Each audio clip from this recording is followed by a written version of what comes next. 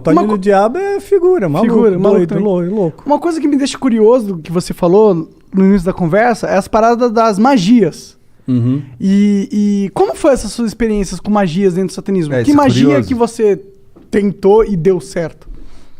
Tem...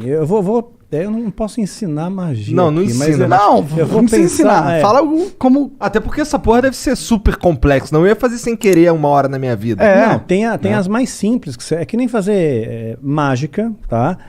Mágica e magia, né? No começo você aprende a fazer um truque simples, de repente você está fazendo a pessoa levitar. Matar né? mesmo, os outros levitam. Eu duvido. Não levita. Tá. No truque, no ilusionismo. truque, tá. No ilusionismo, entendi. fazendo uma analogia Tá bom, aqui. tá bom. Então, no começo você aprende um troço truque de besta. carta, uma Aham. coisa de carta. Aí de repente você está fazendo alguém levitar. Entendi. Né? Então você Tipo, cresceu não dá ali, pra tu você ficar invisível. Não dá pra ficar invisível. Mas tem alguma isso aí. coisa sobrenatural realmente que você chegou a testemunhar? Ou algum ritual ou magia que promete algo que dizem que funciona, algo assim?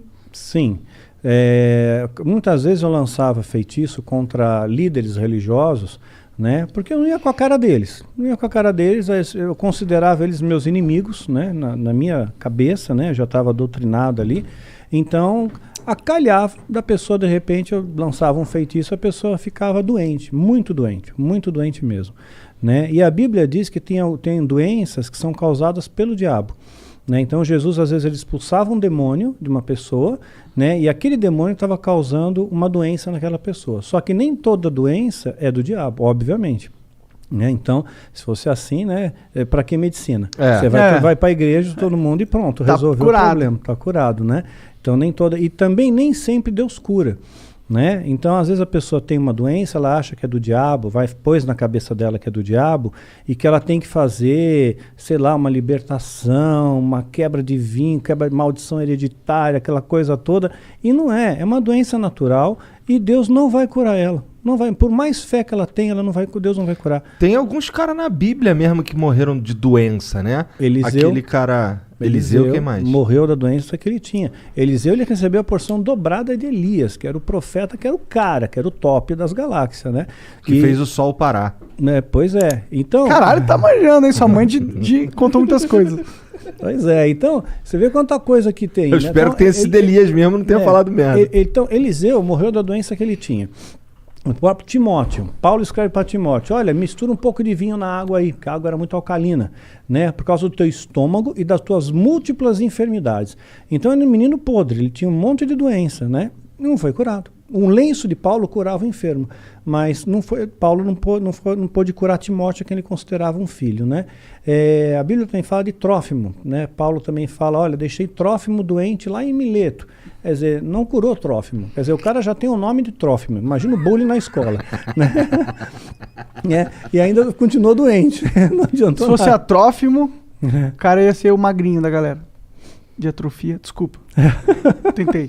Só vamos lá, Daniel. Só continua aí falando. Desculpa aí, foi mal, cancela o Monark. Baixo assinado, tira o Monark. Doenças causava doença, às vezes causava um acidente, poderia ser uma coincidência. Mas não tem nenhuma, claro, é exatamente esse o ponto. Não tem nada aqui assim que, tipo, mas é que realiza magia e você vê sobrenaturalidade instantânea na sua frente, olhos nus. Bom, olhos nus eu vi a presença de um demônio se materializando na minha frente, e eu estava sóbrio. Né? Duvido. Como é que é um demônio? Pois é, a ideia que nós temos de demônio, né, é chifre, escamas, né, rabinho, rabo, fogo, né, saindo pelos orifícios, né, o diabo todo vermelhão, né, saindo da sauna, assim. Que erótico. Pois né? Então, mas não, né, é um ser que parece, aqui aparecia para mim, o Abraxas, que apareceu para mim algumas vezes, ele tinha um formato semelhante, tá? Semelhante. Não consigo descrever isso aí em poucas palavras. Você tem filho, você deve ter assistido Como Treinar o Seu Dragão. Sabe o Banguela? Então, mais ou menos parecido com o Banguela. Parecido com o Banguela. Mas tinha um olhar assim, né? O olhar que pegava era um olhar muito profundo, era como se não tivesse olhos, era como se fosse um buraco. né? Fosse um buraco que te hipnotizava aquilo ali, né? Porra, e você tu não sentia ficou com uma... cagaço quando tu viu pela primeira vez, não? Não, eu fiquei orgulhoso, porque ele atendeu meu pedido, né? Porque eu invoquei, eu Cara, fiz a tu invocação... chamou o cara, meu? Eu fiz a invocação, né? E ele veio. Então, quer dizer, eu me senti muito orgulhoso, muito Dá pra tu fazer a prestigiado. invocação e ele não vir? Porque ele não tá afim? Poderia Pelo jeito. acontecer. Poderia Como que é uma acontecer. invocação de um demônio? Não precisa dar detalhe, mas tipo... É complexa. Tem bastante detalhe. Detalhe. E Quer dizer, muitos um ritualzinho materiais, vai? Muitos materiais. Materiais raros? Alguns raros. Entendi. Alguns raros. Não sei. Então é um ritualzinho de pelo menos aí umas 3 horas, 4 horas. De né? ritual rolando, não é de preparação. Não, de ritual rolando para ter invocação em si. Entendi, caralho. E aí ele se materializa, tipo, ele só aparece? Ele falou alguma coisa com você? Tipo, dá pra encostar nele? Dá para encostar. São criaturas frias, geladas. Frio, completamente frio. E o que ele Mas falava? você vê, anjo se materializou na Bíblia. Anjo se materializou. Comeu. Né? Anjos comeram na Bíblia, então estavam bem materializados. Né? Então, se demônios são anjos caídos, eles também podem se materializar, só que em circunstâncias ritualísticas. Por exemplo, um demônio não pode se materializar aqui. Né? Um anjo poderia, Deus poderia permitir que um anjo viesse aqui, mas um demônio não. Só dentro de um sistema ritual, tem que ter um ritual para ele vir. Tem que ser tudo bem preparado. Porque eles estão aprisionados, de certa forma? Estão aprisionados, sim, eles são limitados. Né? Eles não podem fazer o que eles querem também da Veneta. Né? Eles têm as suas fronteiras de ação. Por exemplo, eles não podem tocar num cristão verdadeiro. Né? Verdadeiro não pode, a não ser que Deus permita, no caso de Jó. Né? Então Satanás pediu para tocar, tocou e Jó não blasfemou contra Deus. Jó foi um cara que se fudeu pra cacete, né? Muito, se lascou pra caramba. Ficou doente, tudo, né? Ficou doente, perdeu dinheiro, família, tudo. Morreu todo mundo, ele Exatamente. ficou sozinho. E mesmo raspava assim, as pereba com telha, exato, né? com telha, exatamente. E no final Deus recompensa ele, né? E ele, no final, Jó chega a dizer, antes eu conhecia Deus de ouvir falar, agora eu vejo com os meus olhos, né? Então... Amaldiçoa teu Deus e morre. Exato, isso mesmo. Os amigos de Jó, né, que vinham lá, largavam o pau então, em cima dele. Então, às vezes Deus permite que essas coisas aconteçam.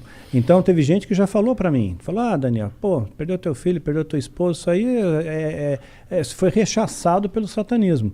Eu não vejo dessa maneira. Rechaçado em que sentido? O satanismo está me atacando com feitiço, com magia e causou esses efeitos, né? Mas eu não vejo assim. Não? Não, de forma alguma. Eu vejo assim como coisas que Deus permite, que as pessoas morrem no mundo. Né? Isso acontece, né? Então as pessoas têm depressão, né? Então aconteceu, eu vejo como uma fatalidade. E mesmo se fosse no caso como Jó, né? Vamos supor que o demônio tivesse pedido permissão para Deus, olha, deixa eu tocar lá no Daniel, né? Porque vamos ver se realmente ele segura a onda, vamos ver se ele é cristão de verdade, vamos ver se ele não vai se rebelar contra Deus, né? Depois se eu tirar dele o que ele tem de mais precioso, né? Que era o meu filho, né? Principalmente, né? Então tirou. Aí eu nunca me rebelei, nunca questionei a Deus, nunca briguei com Deus, né? Eu sempre costumo fazer a oração que Jesus nos ensinou como modelo do Pai Nosso, né? E dentro dessa oração está escrito, olha, Pai, seja feita a tua vontade, assim na terra como no céu. Né? E essa é a minha oração, seja feita a sua vontade, não é a minha, é a tua. Se a tua vontade é essa, que a minha esposa partisse naquele dia 30 de maio, pronto, é 30 de maio, é o dia que Deus escolheu. Né? Então eu descanso nele, ok? E tudo tem que ter um propósito, porque eu escapei da morte 2 vezes. Né? Então por 2 vezes escapei da morte. Então, olha, eu diria que 3, se contar da vez que reagiu a arma lá do cara. Se contar nessa 3, porque ali 2 vezes, né? Então, assim que eu vi a morte de perto, né? Você sente o cheiro da morte de perto, né? E então, quer dizer, se eu não fui, é porque tem algum propósito aqui ainda, tem alguma coisa ainda para fazer aqui. E quando terminar esse propósito, aí Deus me leva. Era alguma coisa ligada a esse assunto de satanismo e tal, que tu quase morreu, ou não tinha nada a ver? Não. Teve uma das ocasiões, por exemplo, foi no ano passado, né? Eu estava foi dia 30 de novembro do ano passado, ia entrar dezembro foi o mês que meu filho partiu, né, dia 22 de dezembro, então eu estava muito angustiado com aquele negócio, poxa, eu vou entrar dezembro, mais um Natal, mais um final de ano, aí eu tomei um monte de comprimido para dormir, eu só queria dormir, eu não quis matar, né, meu interesse não era morrer, só que eu acabei aspirando, e tive uma pneumonia aspirativa e entrei em coma profundo, né? Caralho. Pois é, fiquei 22 horas em coma profundo, entubado, acordei entubado no hospital, Caralho. assim. Então, ali Foi você dormir sente... na tua cama e acordou entubado. Acordei entubado. Né? E é muito horrível, meu, você acordar com um tubo na boca. Deve ser, cara. Deve ser assustador em primeiro lugar. Indescritível, indescritível. Porque até o momento eu acho que você tava só dormindo. Pois é, eu tava dormindo de boa, a gente se acorda, tubo na boca, né? Um ambiente diferente, onde eu tô, quem sou eu, né? Que doideira. Mas, tá. Pra que tu chamou o Abraxas, cara? Então, eu queria testar o ritual de invocação. Porque se eu conseguisse que ele aparecesse, eu ganharia méritos dentro da Irmandade. Tinha alguém testemunhando ali? Não tinha. Não tinha, mas a minha palavra valia porque supostamente esse demônio validaria essa palavra, né, para o sumo sacerdote. Né? Então eu fiquei muito orgulhoso com aquilo.